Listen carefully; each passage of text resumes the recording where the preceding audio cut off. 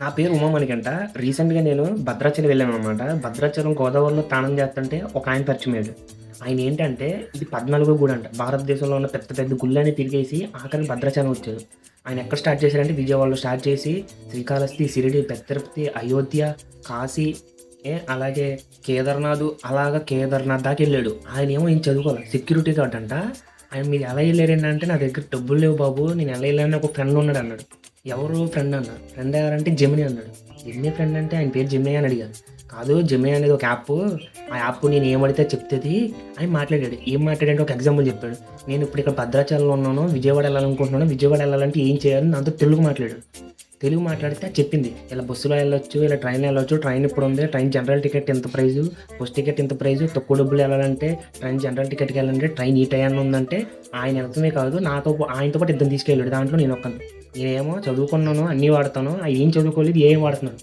Completely shock అయ్యాను.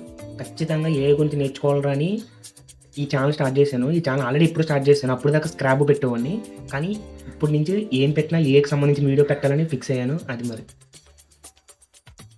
ఆయన ఎలా మాట్లాడాడంటే ఇక్కడ మీకు బటన్ కనపడుతుంది చూసారా, ఈ బటన్ మీద క్లిక్ చేసి నమస్కారం అండి జెమినీ గారు, నేను భద్రాచలంలో ఉన్నాను. భద్రాచలం నుంచి విజయవాడ వెళ్ళడానికి బస్సు మార్గాలు, ట్రైన్ మార్గాలు చెప్పండి.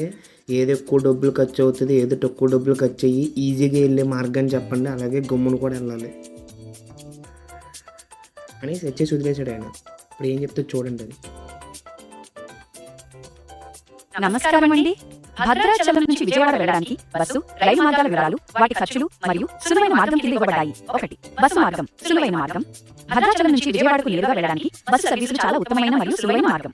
బస్సులు ఏపీఎస్ఆర్టీసీ మరియు టీజీఎస్ఆర్టీసీకి సంబంధించిన ఎక్స్ప్రెస్. ఇది ఎంత క్లియర్ గా చెప్తుంది. అయినా సరే ఈ యాప్ మీకు వాడకపోవడం రాకపోతే చెప్పండి, ఫుల్ వీడియో చేస్తాను. కానీ ఈ యాప్ని ఖచ్చితంగా ప్రతి విషయంలో ఉపయోగించండి. ఖచ్చితంగా మీకు మంచి రిజల్ట్ అయితే వస్తుంది.